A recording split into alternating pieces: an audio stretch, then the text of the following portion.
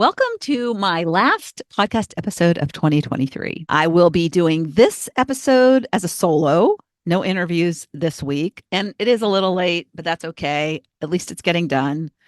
I'm priding myself on getting it done because I want to do a podcast episode every week. I don't want to miss a week. And I've been consistent with this and done many episodes that were 2 in 1 week for the 4 years. It'll be 4 years in February that I've had this podcast. And so I want to get my podcast episode out to you. And I want to last one of the year. I want to wrap it up. Got to wrap up 2023. And then I'll do a solo episode next week on 2024 because I like to reflect and then I like to look ahead. And so this episode is more of the reflection, but it's not a lessons learned episode. I guess it could be one big lesson learned because it's something I shared in my December newsletter. If you don't get my newsletter and you're interested in getting it, just go to notyouraveragegrandma.com and scroll down and you'll see it's just a very simple enter your email address and you'll get it. But I try with my newsletters to share some tips, some aha that I've gotten that is like a lesson. And in my December newsletter, I shared what a lesson was that I learned because somebody had posted on social media their 5 or 7 lessons they learned. And it made me reflect on, I think the question was asked, what's your biggest lesson? And it came to me. It's like a download from above. And I love it when that happens, when it comes crystal clear into my head. It was a phrase. And as I reflected on it, I was like, I need that to be my words for the year, because it's 3 words. I've always done 1 word, but it could be a mantra. I want it to be my mantra for the year. And the reason it came to me was because I'd fallen into some old bad habits. And I wrote about that in my December newsletter. And the old bad habit was getting back into the doing constant, having to check things off a list and disregarding their importance, disregarding their value to me. And when you fall into this busy doing, it could be called type A. It's an identity that I have defined called busy doer. And the busy doer just loses sight of the value in a task. And that's why we have to, if we want a happy life, if we want to have a life that sparks us, we have to always be in evaluation mode, reflecting on what we're doing, why we're doing it, and whether it has value to us, and not doing it because we think it should be done or have to be done. Nothing has to be done, except we have to eat or we'll die. We have to eat and we have to do our business. We have to go to the bathroom. But if you actually look to stop being humorous, think about a task on your list. And what if you don't do it? What would happen? Would you remember it in 10 years? That's a good metric to check things with is, will it matter? If I don't do it, will I even remember that I didn't do it in 10 years, in 5 years, in 1 year? Probably not in 1 year. So the phrase is quality over quantity. Because when you're busy doing tasks just to check them off a list, it's about quantity. It's almost like an internal competition. And this is rooted in science. There is an adrenaline rush when you check things off a list. But at the end of the day, is it making you happier? Is it reducing your stress?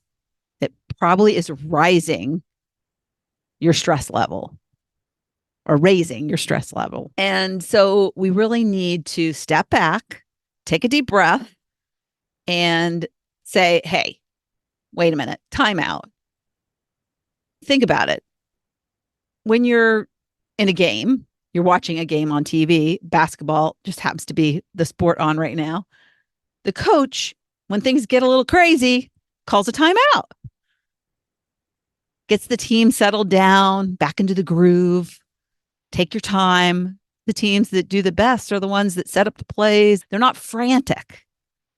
And usually, when you become frantic and think of checking your to-do list, your to-dos off as a way of being frantic, because you're trying to get as many things done as you can, it's like trying to shoot the basket and missing, because at the end of the day, you're not winning in the game of life.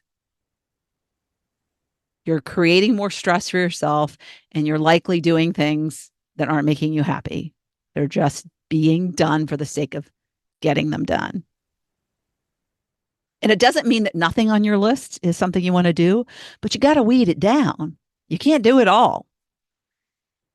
So, quality over quantity is my phrase for 2024.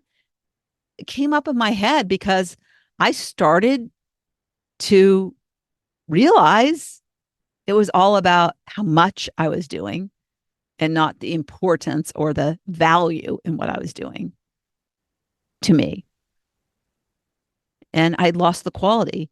And I just remember it was one day, and this was before, and that's probably why it came as a download to me. It probably was a week or two before I saw that post on social media.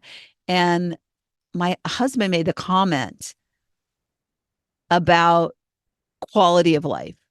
And I don't even remember exactly what he said, but he sees me work a lot. And I love what I do. I love my daytime job, and I love my side gig, my passion for coaching, what I do in the evenings and on weekends, and my podcast, which I do interviews at my lunch hour. So I squeeze it all in, and I do feel happy with what I do. However, I feel pretty tired. I feel like I'm doing too much. I feel like there's things that I can cut out. And I feel like I'm not my best self when I'm doing too much. And I feel, when I start to pay attention, I feel the stress in my body, the tension in I tend to raise my shoulders and not to relax. But when he said that, it resonated. It just stuck. And in the moment, I don't think I even responded, but I was grateful that he had made a comment that made me step back and say, hey, it's almost like kind of cold water thrown in your face. It's, whoa, hey, Lori, you're doing what you tell people not to do. I coach people to conquer the busy doer in them and become a sparked soul. But it's easy to fall back into bad habits when it's something we've done for a lifetime. And so I found three key areas that when you're thinking about quality over quantity that stood out to me. And I shared these in my newsletter, so I'm going to share them here with you today. The three areas were thoughts, people, and time. And I'm going to talk about these three things. And then I'm going to ask you some questions.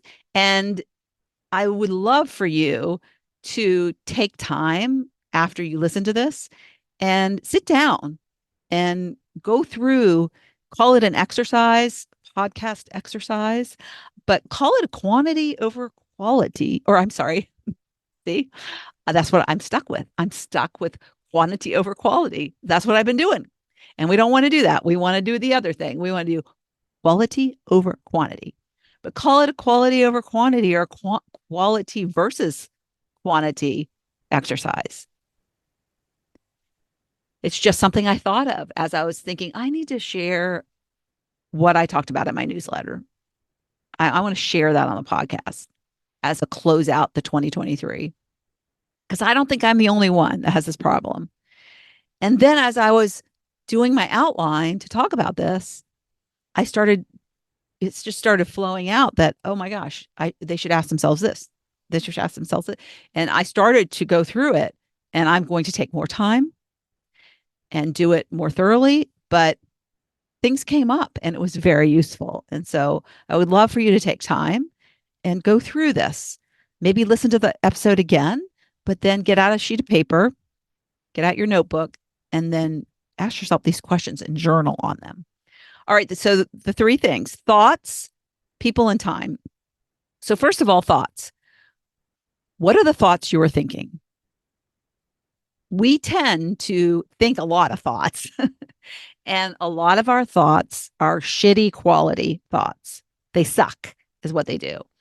And we often don't even have a clue what we're thinking because it's so subconscious, but we're reacting to these thoughts. We're thinking these thoughts and they're subconscious, rooted in our beliefs. And then we are responding, doing based on these thoughts. But we can reprogram and think better thoughts. And so, one of the mistakes we make is with our thoughts, we tell ourselves, we think, oh, I should do this, or oh, I have to do this. And when you should or have to do something, you are probably getting into quantity land and not quality land. Quality land is when you want to do something, but thoughts are a funny thing. We talk ourselves out of the wants and we focus on the shoulds and have tos, because we think, and a lot of moms are guilty of this, because we have been used to doing things for others. And so then we start to feel guilty if it's, I want to do this. But you're going to end up happier in the long run, and the people you love will end up benefiting. So ask yourself what thoughts you're thinking and if they're quality thoughts or quantity thoughts. Are they the shoulds and the have tos, or are they the I want tos? And you need to weed out and pick the I want tos. All right. People, who are you investing your energy in? And what is that return on investment? What is that return on the investment of your energy? So you give, or I'd like to think you give, positive energy to the world. If you have quality thoughts, you will give positive energy to the world. But you might be around people who don't have that energy and they're draining. Those people are sucking that energy from you. So it's a bad return on investment. So you need to start to evaluate who you're spending your time and energy on and think about how you can find better people, more aligned with where you are in your life right now, what you want to call into your life. Hang around people like that. They are there and you will be better for it. And that's quality over quantity. You don't need 20 friends. 2 or 3 besties, deep friendships, that people that get you. I like to call them soulmates because my besties, I think, are my soulmates as much as my husband is my soulmate. And so you need to find those people and have those deep conversations with them. So you know you're aligned, feel the same things, think you know it when you're with your people. They get you. And that's where you want to spend your time and energy. That's where you want to invest your time and energy. I'm not saying you can't have other friends, but the majority of your time should spent with the people that are giving you back the energy that you put out. And you'll find the more you put out that energy, the more you'll attract those people. But there are likely people in your life that you are spending time and energy on that are fall into the quantity bucket, surface more and draining, and not the quality, that are lifting you up and challenging you, even making you a better person. And then there's time. What are you doing on your day to day? How are you spending that time, that very valuable time that we have. And I'm spending so much time doing silly things. And that is worth evaluating. And so this is what I would love for you to do in terms of the exercise. Use this part of the year. So today is the 29th of December. So use this part of the year to evaluate how you feel. So on a scale of 1 to 5, for example, because how do I feel right now? 5 being amazing, incredible, and 1 being at the end of my rope, and 3 being meh. If you approach it as if you're an employee in your life, you're working for your life, how would you rate your performance? Say you're the observer of your life. You step into this observer mode and you're looking at yourself. Isn't that what the guy did in It's a Wonderful Life? George, he was reevaluating his life. How would you rate your performance for 2023? And then when you're thinking about how would you rate your performance, what did you do to get to a better feeling? Did you just do what you had to do? Get out of bed, go to the kitchen, get on social media just to survive?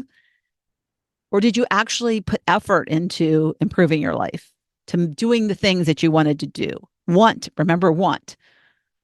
Or are you doing all the shoulds and haves? And that's probably why you feel like a 1 versus a 5.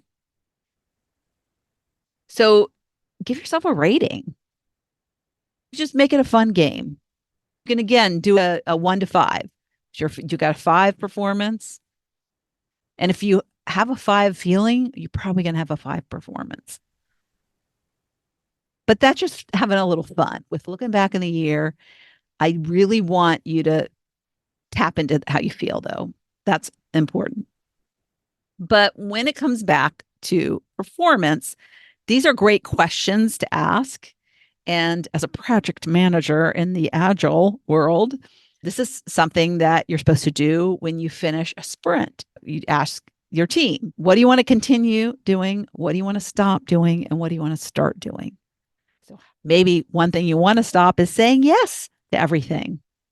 I know that's a problem some people have. And then ask these other questions. These are just deeper reflection. What specifically, and you should do this when you do the continue, stop, start, what did you spend your time on? Start making a list of the things you spent your time on. What are all of the things?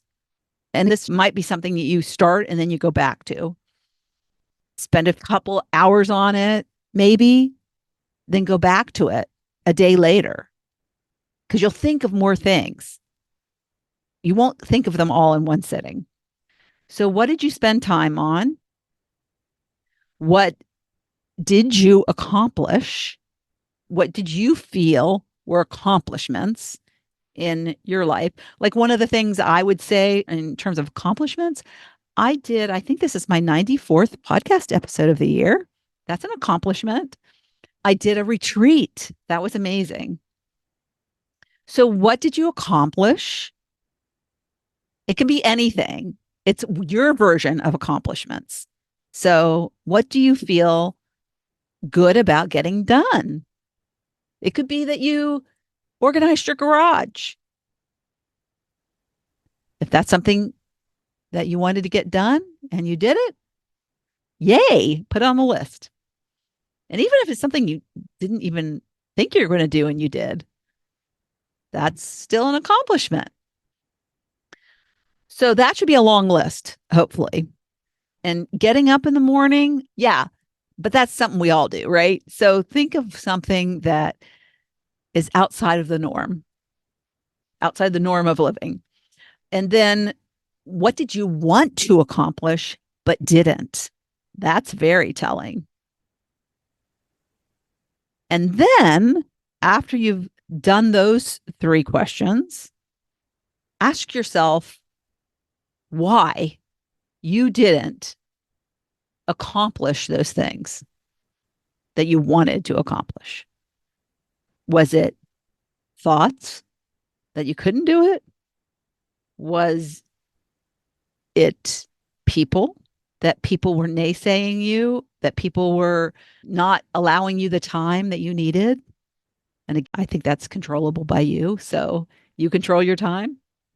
But if the people aren't supportive of you and what you want to do, that is not a quality person, right? In your life. Shouldn't be under the quality column. And then time. Was it time that kept you from that which you wanted to accomplish but didn't? And then after you ask yourself those three questions, ask yourself what you value. What do you value? Because when you know what you value, chances are you'll spend time on it. Those are the things that should bubble to the top as the quality things to focus on. And why do you value it? Because you could say you value something, but you really need to get into the reason you value it. Why do you value it? Because when you know why you value something, it makes it even more. So let me sum up that exercise. Ask yourself how you feel, rate your performance for 2023, make a list of what you spent time on, and then overlay it with that continue, stop, start. Do you want to continue to do that thing that you spent time on? Do you want to stop doing it? Do you want to start doing something new? And that would be a really fantastic question to ask and to reflect on. Maybe social media is something you want to stop or lessen, put it that way. Maybe you want to set a limit. Maybe you want to start setting a timer when you're on social media. So you're only on there for 15 minutes and you're not sucked in for 2 hours later, you're still on social media. And then after that, what did you accomplish? Make a list of what you accomplished. That is a feel good exercise. You're going to feel really great when you start to notice the things that you did that you forgot about already. And do it, break it down by month, because you guarantee you forgot the stuff you did in January, February, March already. Feels like a century ago, not just 12 months ago. And then what did you not accomplish that you wanted to? And these will all inform you as to what you want to have bubble up to the top as the quality things to focus on in 2024. If you have the mantra quality over quantity while you're doing this exercise, you're going to find the things that are the most important to you that will reduce the number of things that you feel you have to do and reduce the stress that you're putting on yourself from having to do all of the things. And I do this reflection, and I'm going to go through this because this is new stuff that I was thinking of that I want to go through. And that's why I'm suggesting it for you. And I've already started to get excited about the things that I'm creatively developing in my brain right now, not even written down, not put on any planner yet. But when you allow yourself this time of reflection and this focus on the things that mean something to you, that have quality over quantity, you're going to find yourself in a more happy and creative space. And that will lead to being sparked and having a sparked 2024. So have fun with this exercise and send me a note. Let me know what came up when you were doing this. I'd love to hear from you.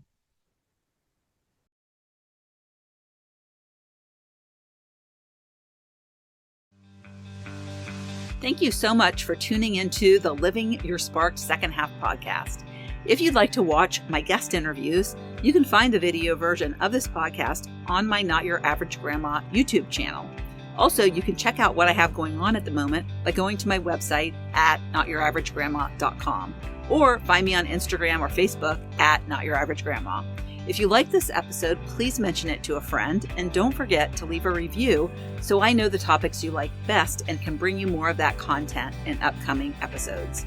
Last but not least, remember to always listen to that inner voice that will never steer you wrong and make living from the most sparked place possible your biggest priority. When we do that, we make the world a better place.